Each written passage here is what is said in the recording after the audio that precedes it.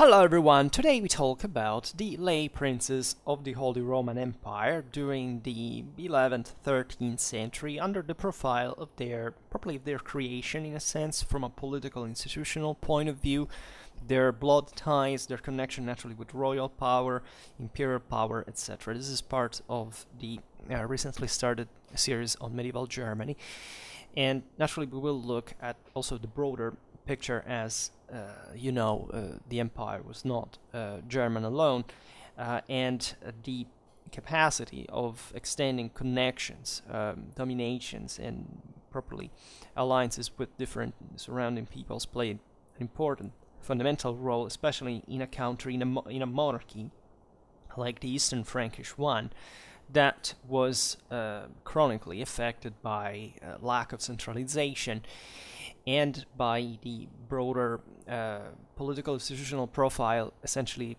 evolving as an elective monarchy in spite of the best efforts of the Hohenstaufen essentially during the second half of the 12th century to centralize on the pattern of the English and French monarchies that were by far the most solid ones, together with also the Kingdom of Sicily, that at some point the Germans, the Hohenstaufen, at that point will seize as a dynastic legacy, and in fact would prefer to centralize from rather than from Germany, that was left essentially a bit on its own at least. But there we are in the 13th century, in very different times, for properly, for this early centralizing attempts, and where things were simply going downhill in the same German monarchs in Germany, albeit caring, of course, about their public authority.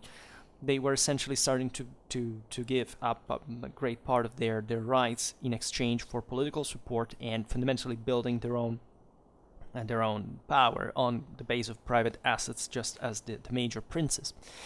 And eventually the Hohenstaufen were extinguished, and there is the Interregnum, but that's all another story. We made videos about this. There is a medieval Germany playlist. There is a Holy Roman Empire playlist that actually is more exhaustive.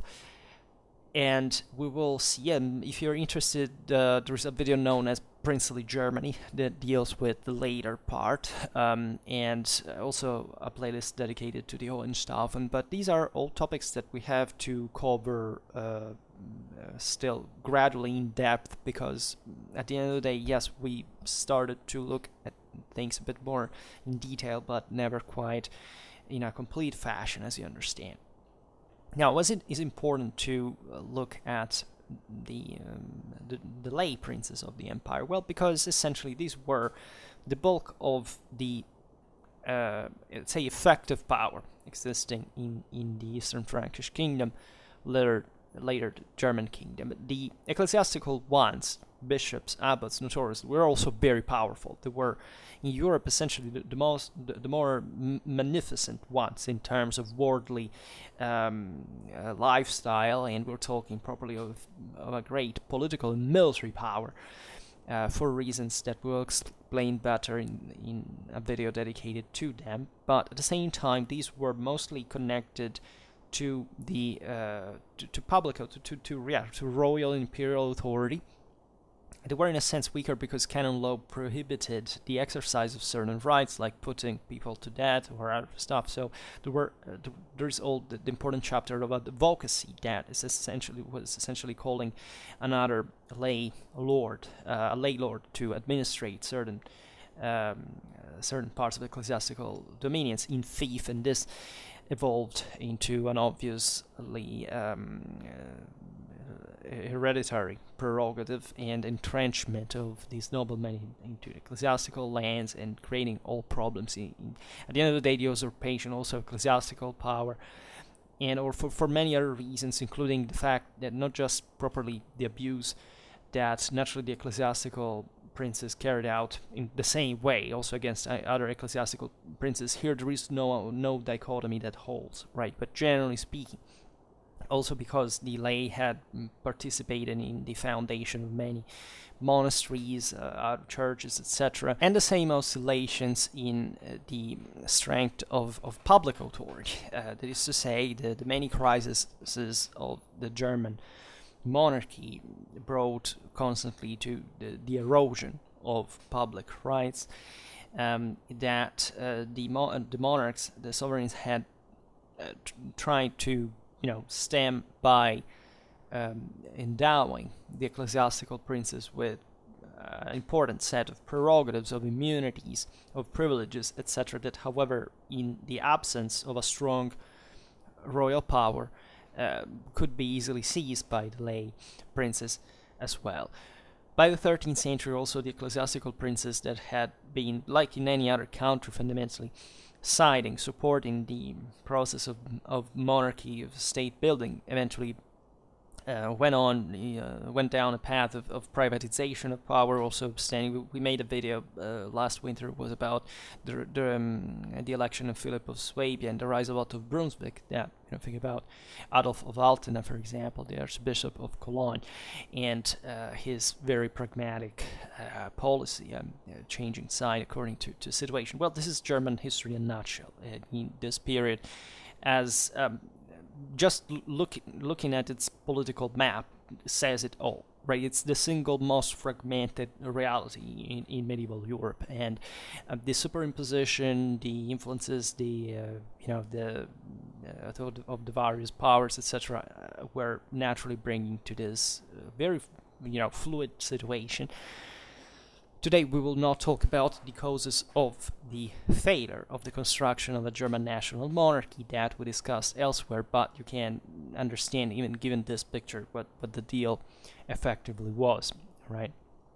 And it's not a surprise that the German monarchs were always more interested in trying to centralize from Italy rather than from Germany, because, and this has nothing to do in perspective with any kind of mistake, because exactly those who fought against, for example, the Hohenstaufen and their Italian policy, as soon as they rose to the throne, they did the same exact thing, because guess what? 12th century monarchs are way more competent than you about their own kingdoms at the time. So, and of course of the 19th century nationalist historiography that bitched about the fact, that the Swabians were lost after their Mediterranean dreams, chimeras, and so on, but that's, just rubbish, of course. And so, and as we were saying before, the institutional profile of the Eastern Frankish kingdom was essentially one of an elective monarchy, right? And the diets of the Reichstag were fundamentally the occasion of the chance for bringing together all these various princes and coming to shared conclusions. The court actually was perambulant throughout the kingdom. This was normal in the major feudal monarchies of the time, so it was simply due even in here to the availability of the choice, and therefore of the competition that this triggered among the same princes that naturally had interest in hosting the court, paying for it, but at the same time receiving something in exchange. So it's always the same old story. And there are many aspects about the imperial royal diets in Germany that are somewhat characteristics. Like for example, these were hardly peaceful moments. Sometimes the things could escalate in violence.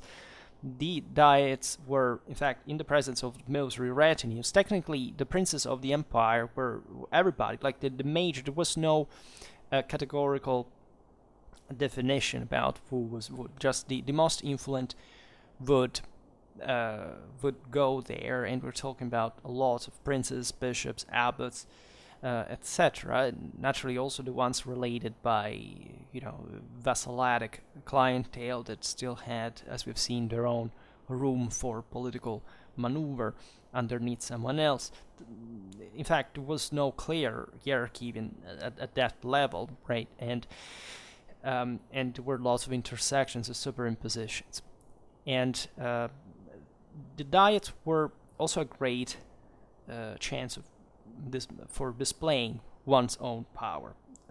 The one of Mainz in 1184, for example, was an enormous muster when Frederick Barbarossa celebrated the knighting of his two sons, Henry VI and Duke Frederick of Swabia, right? And the ceremonies in this occasion would be remembered for a long time for their magnificence.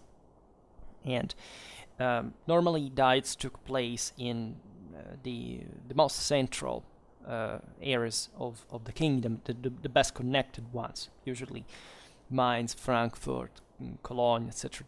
These were the main centers that also, as you understand, were under important princes. Think about the main ecclesiastical ones, Cologne, Trier, and Mainz, archbishops were chancellors of the emperor, right? And they had a special connection, respectively, with Italy, France, and Germany, and their ecclesiastical affairs and so on. And one could linger on the violence of this, and sometimes on the fact that naturally different diets were held, maybe at different times. And for example, when anti-kings, anti-emperors were elected, there would be different diets that would say their own thing, and then eventually this was kind of typical. A part of the electors, of the princes, elected a sovereign and another one, right? And as we were saying before, at this point, the seventh elector system, as it was sanctioned by the 14th century, was not there, right? There wasn't a count. It was just about the idea of measuring through the presence of these individuals the moral force standing behind them, and measuring the political thermometer of the whole thing. Sometimes these retinues had to enter forcibly in the cities, etc.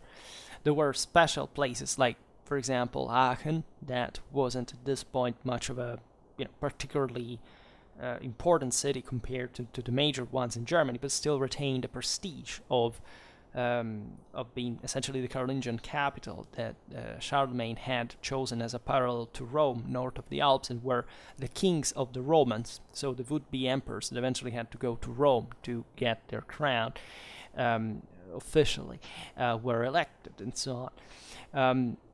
This could happen also in other cities, so we're talking, as we were saying before, about a very contingental situation sometimes. Another lesser aspect, you may say, well, how important is this, is that these occasions could be also risky for the weakness of the infrastructure, specifically of the buildings that hosted the diets, right? This often fell down.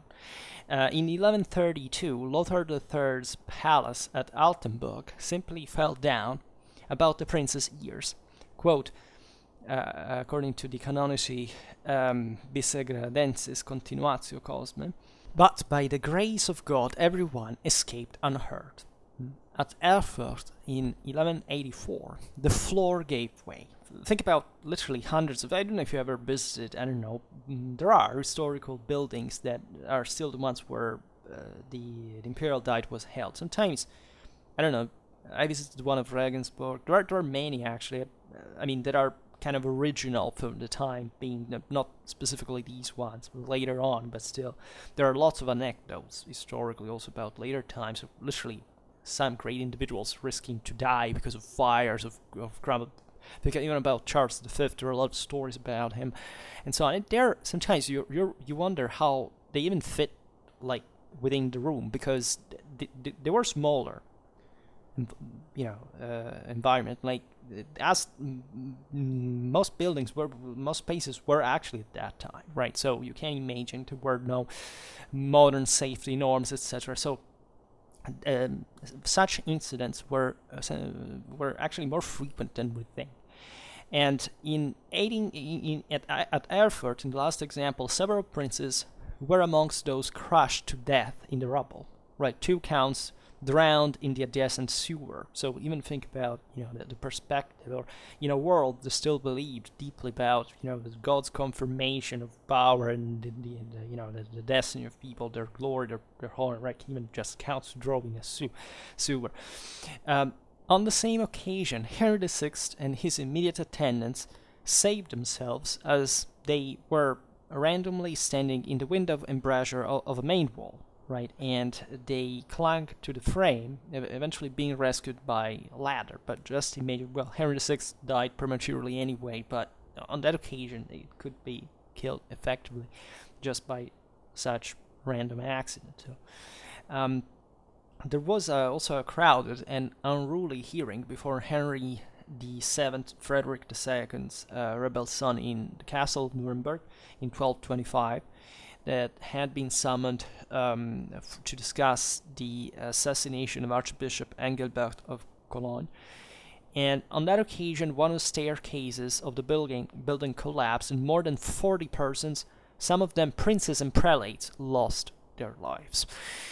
So, an important aspect of lay, nobility, let's say, here the thing is complex. Let's call them princes, better in generic term. Was the tie, the kinship with the sovereign as well, right? In many ways, because literally most of these people were all related, right? The greater figures of the kingdom and had important ties, not just among each other, but also with international figures, etc. So this was yet another, let's say, tool that could be employed to play politically. And on the occasion of the diets, such political and social connection was a pretty visible one, right? Because as the coronation implied a swearing and a homage to royal court, but also the campaigns, because these were often diets summoned in order to levy armies and to eventually follow the sovereign in campaign, especially also abroad at some point. So it was all a complex way of also not participating, especially from the lay princes and the ones from mostly from the northeast of Germany that were less reachable, and also would have, at that point there was no interest to subdue those areas because simply that they were too poor. Nobody cared, right? That's why we're talking about the whole Roman Empire, not just the Kingdom of Germany as such, because things were very different in different areas of the empire and in different areas of the same Germany. Let's say that there was a corporalist metaphor that was the corpus imperii. This would be used later on in also look at the old modern, political theory from Baudin, etc. But as most things, they were all there before, since medieval or ancient times. The corpus imperii, right? The body of the empire. This was not just literally meant. When, for example, Frederick II of Swabia addressed the diet as, quote, princes, or rather members of our empire, from the composition of which members a single imperial body can be seen to arise. This is from the Constitutiones of the MGH. He wasn't just imaginative about that. This happened on the occasion of the war against his rebellious son in 1234. This was a much more concrete appeal to genuine feelings, enhanced by the fact that many princes were near distant cousins of the imperial house. Right? Consider this, that the main dynasties emerging in Germany, but many other countries, were obviously all intertwined with royal power. Who ruled, generally speaking, had been placed there through some marriage, through some blood connection, etc. Because this was yet another way to ensure, in a world without centralized state, some kind of cooperation that, as you see, also the same revolts of Henry VII or there is a long tradition there since the time of Otto I. Think about the Duke of Swabia, his son rebelled in the same ways. Prove, right? And in fact, there are some charters properly being more explicit about this, such as addressing the prince as dilectus consanguineus noster, right? So our dear kin, cousin, right, with the same blood. And even when this was distant in the genealogical connection, like, for example, in the 60s of the 12th century, Frederick Barbarossa used this the aforementioned formula for his Bavarian supporter, the Count Palatine Otto of Wittelsbach, whose maternal grandmother, Heilige, Countess of Langenfeld, was the eldest sister of the emperor's father, Duke Frederick II of Swabia. So, you see, especially in those times when lives were shorter, effectively speaking, these connections were also looser in a sense. And think all the political interest standing at some point when, you see, some of these princes didn't have much of an option, right? If they wanted to maintain power in a given fief, they at some point they had to obey the local nobility by some degree at least, and they could turn against those who had made them rulers of these areas. Sometimes this went in parallel with some proto-institutionalized title, mostly ducal titles, conferment. For example, since Otto I's times, as we were saying before, it was usage to appoint a son as Duke of Swabia, right, and brothers as dukes of Bavaria and Lotharingia. That were the richest areas of the empire, fundamentally the south and west, right? These were the most, the most Romanized, the most economically connected, the most productive, the richer, agriculturally speaking, and so on. That were the most important princes were, right? Also, they had quite of a strategical meaning. The Swabia, Bavaria were, controlling the Alpine foothills and so on. The passage of the armies into the Italic kingdom and all this. The Rhineland was extremely rich. It also opened to the North Sea traffics, etc. So appointing, a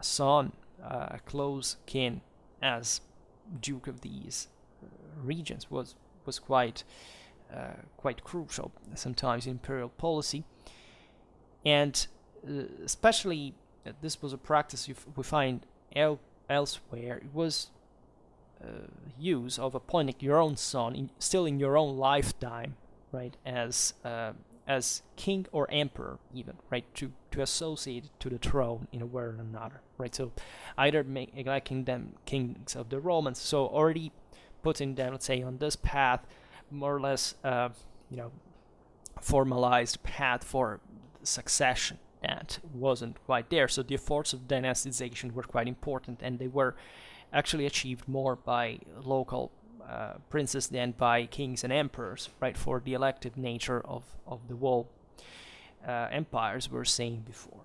And the custom of entitling the emperor's son as Rex Romanorum is essentially a 12th century tradition, right, albeit it had originated in the century before, and as an alternative title, at least for the reigning king. That's where properly before the Roman coronation, right? So the thing evolved relatively fast. As we were saying before, there was no system or regularity to the titles of relatives close to the throne, right? It means that there was no special dynasticized political role for individuals, like, and the awards depended upon chance or availability, right? For example, the childless Henry V's closest blood relation, his nephew Frederick of Staufen, was already in possession of the Swabian ducal title upon the king's accession in 1106, right? And this would normally be cumulated, right? Emperors normally were so institutionally they were kings of Germany, and let's say as emperors, kings of Italy, kings of Burgundy, etc. Then there were the title King of the Romans fundamentally was superseded by the Emperor of the Romans, right? So was within the Kingdom of Germany there was some title that they could, or even outside of it, right, that was conferred. For example, Frederick II created at some point, literally from scratch, the Kingdom of Sardinia for his son, right? But he himself, famously enough, was still Duke of Swabia, right? So the Stammland was still, of course, the individual possession, and this was increasing, right, in relevance, because if you look at all these, all the dynasties, basically that developed and as into imperial ones, had emerged because they were substantially backed by important assets, built also in over generations. Otto I would have not managed to achieve his preeminence if his father had not been already the great leader that he had been, but also hadn't properly built a lot of castles in Saxony and rendered that. The same goes for the Salians, in part where they were more dynastic in nature, but still centering their power around Franconia. The Hohenstaufen, that rose from a relative small background and eventually emerged quite quickly. But if it hadn't been for Frederick Barbarossa's father, right, and brother of Conrad III, etc., that had built, especially because he had been prevented from accessing the throne, given of his physical unfitness. He was blind of an eye, but he spent his remaining life building castles right in Swabia, and that was a very important base that the Hohenstaufen would maintain for a very long time. And the same, as we were saying before, went in parallel with trying to seize very important assets towards, in the 13th century, the big thing was the heritage of the Babenberg in Austria. And that was a big shot. Eventually, the Bohemians and later the Habsburgs profited from that, as you know. Also, other examples. I don't know. Frederick of Staufen's brother Conrad, the future Conrad III, in fact, was made Duke of Eastern Franconia when Henry V fell out with the Bishop of Würzburg in 1116. Right. So, different political fluctuations could bring to the appointment to a certain office, the enfifment of a certain land, etc. The same Frederick Barbarossa, Conrad III's nephew, inherited the Swabian title in 1147 as a duke, and upon his own election to the throne, compensated his cousin, Conrad III's surviving son, Frederick of Rothenburg, with the title in 1152 or 1153. And Conrad had also turned two of his half-brothers, the Margraves of Austria, into Dukes of Bavaria in 1139 and 1143, the claim being given up to Henry the Lion in 1156, by the way, because this proves, still the greater relations of strength on a local base. And once Duke Frederick of Rothenburg and Swabia had died in 1167, four of Barbarossa's younger sons then succeeded each other as Dukes of Swabia. And that was also an unlucky dynasty in many ways, and because they died prematurely, were assassinated, and so on. Now, other titles also came into the question. For example, when Count Palatine Hermann of Stahleck, formerly married to a sister of Conrad III and Duke Frederick II of Swabia, died childless in 1156, Barbarossa's half-brother Conrad was created Count Palatine of the Rhine in succession. Right. As we were saying before, there were extra German possessions as well that could make for the occasion. Much later, last example, Barbarossa's younger son Otto was made Count Palatine of Burgundy, since his mother, Empress Beatrice, held an extensive inheritance there, right? And the Kingdom of Burgundy also has its own story, was gradually brought again under German control by a certain degree at least. And there is also an earlier example, possibly making up a model, that was Conrad III's short-lived appointment of his Austrian half-brother Henry as a Count Palatine of the Rhine in 1140. Right, and in the late 40s of the 12th century, Saint King distinguished his brother-in-law, Count Gebhard of Sulzbach, as a margrave. But this title did not survive for very long, because also it had to be recognized by the Diet, right, over time. And if this creation was contested for some reason and or was not properly recognized, the problem was about properly the factual survival of the territorial power. Did these appointments make the actual power on the ground, let's say, not necessarily, not always, right? And they risk to be properly wiped out. So, as you understand, it's just a mean of expediency. Like there were back-end places, some dynasties literally died out biologically, male line, but also the female line could be, from the husband's perspective, a way of legitimizing. There were ferocious struggles because of this, this the evolved also in pattern as with creation of certain stable territorial areas, let's say, that were more or less connected with public prerogative. In fact, the ducal title of Swabia, as we have seen, originally conferred by Otto to his son, etc., and eventually, with this repetition, eventually the emergence of the Hohenstaufen from the same Swabian lands that, entrenched in castle the area, etc., that was important for the Raumfahrt, the crossing of the Alps, controlled the trade routes between Italy and Germany, etc., was considered as, in a sense, as a species of appanage in the imperial house. So much that Swabia, ideally, even though in modern times and didn't have much of a development, eventually it decayed after the extension of the Hohenstaufen, but it is still recognized, let's say, as properly the German land par excellence, right? Aside from the Germans that kind of hate each other, in a sense, the Swabians. Often there are stereotypes attached to all these, but in the past, properly, in the sense of what the imperial grandeur in medieval times, in the golden age of the empire, was really that Swabia is the empire, is German in a sense. And also because from there emerged basically all the Hohenstaufen, the Habsburgs, and the Hohenzollern as well. Right, they were all from, basically, yes, from Switzerland, Alsace. It was within the Duke, the Duchy of Alemannia / Swabia. We made a video recently about that too.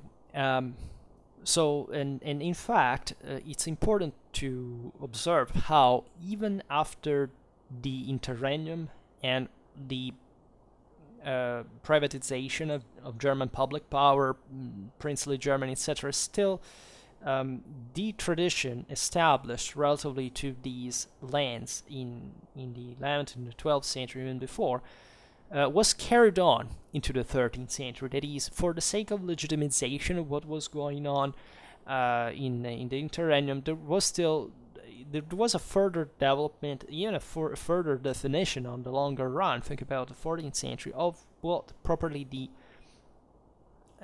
imperial prerogatives of authority, of legitimacy, etc., and had to be connected with it, and the gradual institutionalization, even in the 14th century, with the proper definition of the 7 electors, 3 ecclesiastical, 4 lay, secular, and so on. Even though that reflected even more the fragmentation of same power, what the Swabians had tried to do during the second half of the 12th century fundamentally was abandoned. There was in the 13th, as there was realistically no way of making. The Habsburgs tried a little bit, to recover especially a lot of lands in the Rhineland, raise down a lot of castles they tried, but on the long run it failed. Also because of the broader crisis of European economy and with the Black Death and all these things. Concretely, also the whole system reverted back, if you want, to the local, to the land asset, as properly as a territorial control rather. And this is a characteristic of the 14th century in a way that in part the fragmentation of that had occurred in the earlier, since the late 13th, but also from the mid 14th century, the definition better of what the boundaries of the new powers of the real realities, and the further expansion on that base rather than a universal one that was trying to encompass the whole Christendom at that point. Because in the second half of the 12th century, Germany was effectively the most power, the greatest power in Western Europe. Right? They could literally achieve the reunification of Eastern and Western Roman empires. Henry VI was planning to conquer Constantinople, quite likely before his death. The Battle of Legnano marked, but it might have gone differently. Also, even after that, the inheritance of the Sicilian crown had brought the Swabians on the fore. Importantly enough, think about the death of Frederick Barbarossa in the Third Crusade. Lots of things might have gone differently, right? So the great universal dream was feasible, and they got closer to it much more than we think. Then eventually everything collapsed. It reverted back to the mess that say it had, in a sense, always been, especially in Germany. But from there also the territorial principalities would, and primarily the Habsburgs, would manage to rise in a very long, gradual fashion into the modern age, etc. But without this precedence, essentially coming from an early medieval background, where Germany was not even a country technically, and where there was nothing in this sense in a broader, in a non-encompassing political institutional way. Well, the efforts carried out, especially in the 12th century, were remarkable, really, and it's just they were not enough to counter the centrifugal pushes of the German princes, and things went the way they did. Anyhow, I'm really making it simple for the sake of lengthening the video a bit, but it's important to observe in perspective. As you know, there is an entire playlist about the Holy Roman Empire. As I was saying before, you can check all these things, and we will update on them. For now, I stop it here. Next time we will see probably, next time, I don't know when, but at some point, what was the situation of the ecclesiastical princes. That is somewhat it's more interesting, because it makes you realize it was less far west, let's say, and it was more institutionally tied to monarchic power, etc., and in a sense more orderly built. And then eventually the problem of advocacy, that is what we're referring to before as the essentially the management of certain ecclesiastical lands or prerogatives, rights that the clergy could not exercise to some lay lords that, however, abused regularly of that faculty and were essentially always eager to usurp public ecclesiastical rights as soon as the next elective crisis would happen. But we will have fun with that. We will see it in detail, because it's plenty of this. Like German history at that point is basically all about that. Alright, so for now, stop it here. Just hope that you enjoyed this video. If you did, please share it. Otherwise, leave a like or subscribe to my channel if you're interested in my upcoming content. And for now, I thank you heartily for listening to me. I wish you a nice time, and see you next time.